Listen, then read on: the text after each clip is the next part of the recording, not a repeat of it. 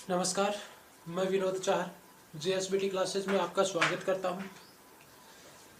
हम बात कर रहे हैं कक्षा 12 हिंदी दूसरा पार्ट। उसके एक पार्ट के बारे में हम चर्चा कर चुके थे। इसका दूसरा पार्ट है। कक्षा 12 के विभिन्न वीडियोज पाठों के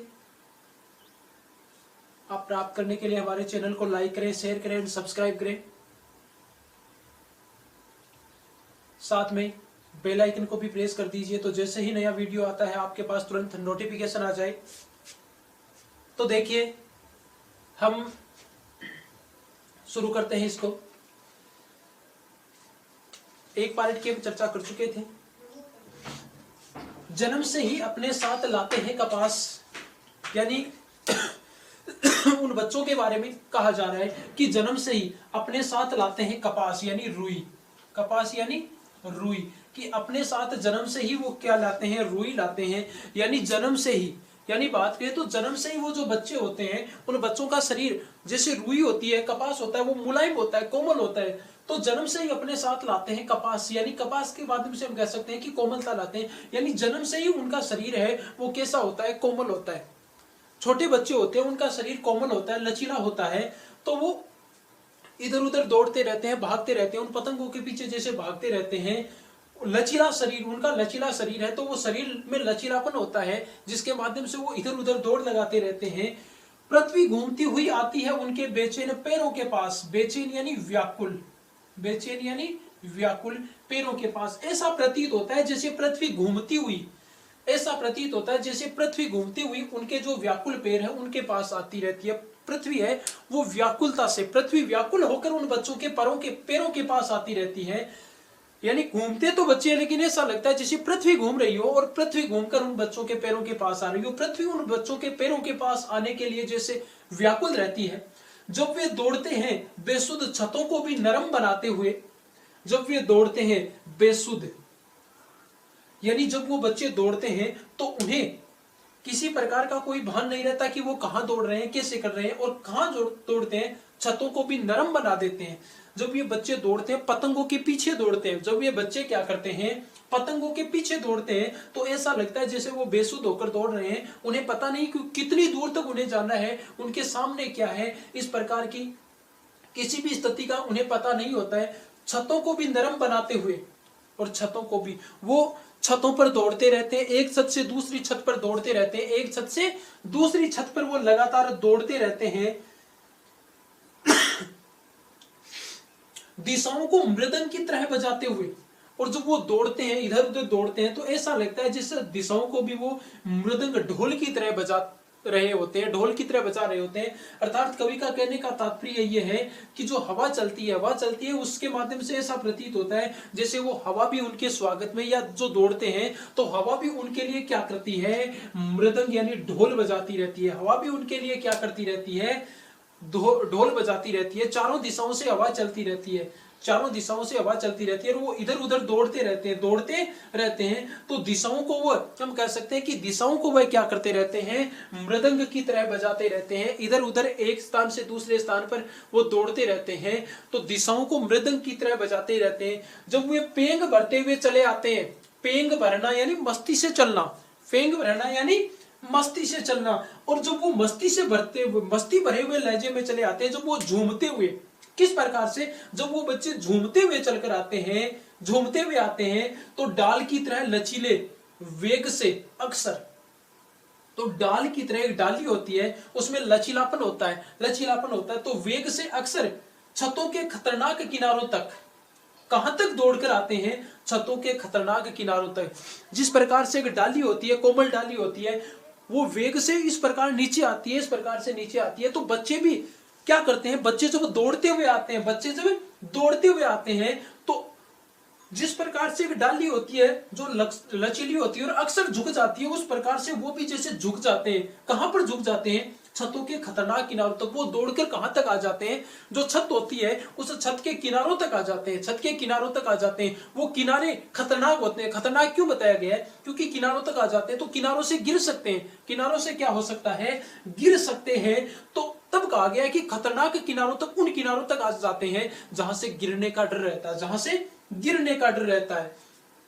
उस समय गिरने से बचाता उन्हें, उस समय गिरने से बचाता, उस समय जब वो खतरनाक किनारों तक पहुंच जाते हैं, किनारों तक पहुंच जाते हैं, छत के जो किनारे होते हैं वहां तक पहुंच जाते हैं, और वो उनके लिए क्या हो सकता है, खतरनाक हो सकता है। क्यों? क्योंकि वहां से गिर सकते हैं। तो उस समय गिरने से बचाता, उस समय वो गिरने से बचते हैं। उन्हें बचाता कौन है? सिर्फ उनके रोमांचित शरीर का संगीत। उनका जो शरीर है, उनके सिर्फ उनके रोमांचित शरीर का जो संगीत है वही उन्हें क्या करता है, उस समय गिरने से बचाता है, वही उनको गिरने से बचाता है।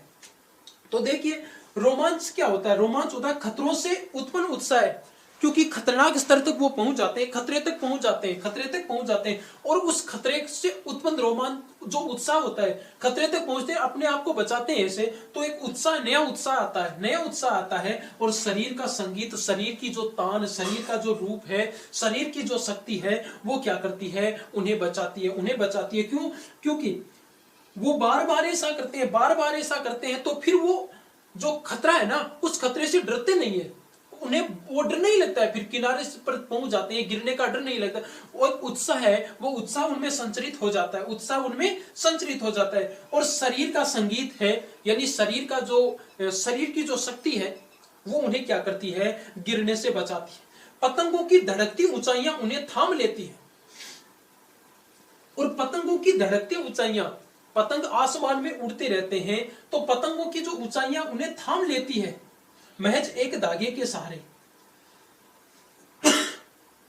तो पतंगों की जो धड़कती ऊंचाइयां हैं वो उन्हें थाम लेती है, थाम लेती हैं, क्या कर लेती हैं, रोक लेती हैं। यानी वो, उनकी नजरें कहां पर रहती हैं, उनकी नजरें पतंगों पर रहती हैं। उन बच्चों की नजरें कहां रहती हैं, तो उन बच्चों की नजरें हैं वो पतंगों पर रहती है, बच्चों की नजरें हैं वो पतंगों के ऊपर स्थिर रहती है। पतंगों की जो ऊंचाई होती है, जिस ऊंचाई पर पतंग उड़ते रहते हैं, जिस ऊंचाई पर पतंग उड़ते रहते हैं, तो उस ऊंचाई पर उड़ते वाले पतंगों को वो क्या करते रहते हैं, देखते रहते हैं, देखते रहते हैं। और महज एक धागे के सहारे, और वो पतंग किसके सहारे आसमान में उड़ रहे हैं, एक धागे के सहारे उड़ रहे हैं, एक धागे के सहारे उड़ रहे हैं। और ये भी उस एक धागे के सहारे, ऐसे मान लीजिए कि बंधे हुए हैं, उस एक धागे से ये बंधे हुए हैं, बच्चे हैं वो भी उस एक धागे से बंधे हुए पतंगों के साथ साथ उड़ रहे हैं अपने रंध्रों के सहारे। और ऐसा लगता है कि वो बच्चे भी पतंगों के साथ जैसे उड़ रहे हैं। क्यों? क्योंकि वो भी दौड़ते रहते हैं, इधर उधर दौड़ते रहते हैं, तो ऐसा लगता है जैसे पतंगों के साथ साथ वे भी उड़ रहे हैं अपने रंध्रों के सहारे। रंध्र अपने शरीर पर छोटे छोटे बारीक बारीक से छिद्र होते हैं, जिनसे क्या निकलता रहता है, पसीना निकलता रहता है। तो अपने रंध्रों के सहारे ऐसा लगता है जैसे वह भी क्या कर रहे हैं, उड़ाने भर रहे हैं। ऐसा लगता है जैसे अपने रंध्रों के माध्यम से पतंग के साथ साथ वे बच्चे भी जैसे उड़ते रहते हैं। आगे देखिए, अगर वे कभी गिरते हैं छतों के खतरनाक किनारों से और बच जाते हैं, अगर वे कभी गिरते हैं और बच्चे उन पतंगों के पीछे दौड़ते रहते हैं, बच्चे क्या करते रहते हैं, पतंगों के पीछे दौड़ते रहते हैं, तो अगर मान लो कभी गिरते हैं, वो छतों के खतरनाक किनारों तक पहुंच जाते हैं, और छतों के खतरनाक किनारों से मान लो कभी गिर भी जाए, और गिरने के बाद में अगर बच जाते हैं तो और भी निडर होकर सुनहरे सूरज के सामने आते हैं। बच्चे छत से गिर जाते हैं तो भी उनके शरीर में लचीलापन होता है। लचीलापन होने के कारण उनको कोई ज्यादा चोट नहीं लगती है, और वो तुरंत खड़े हो जाते हैं, और यानी बच जाते हैं, तुरंत खड़े हो जाते हैं, तब और भी निडर होकर। और उस समय उनके मन में जो डर है वो निकल जाता है। उस समय क्या होता है, उनके मन का डर निकल जाता है, वो निडर हो जाते हैं, और निडर होने के बाद में सुनहरे सूरज के सामने आते हैं, यानी एक नए रूप में वो अपने सामने आते हैं। निडर होकर एक नए रूप में अपने सामने आ जाते हैं। उनके मन से जो भय है वो निकल जाता है।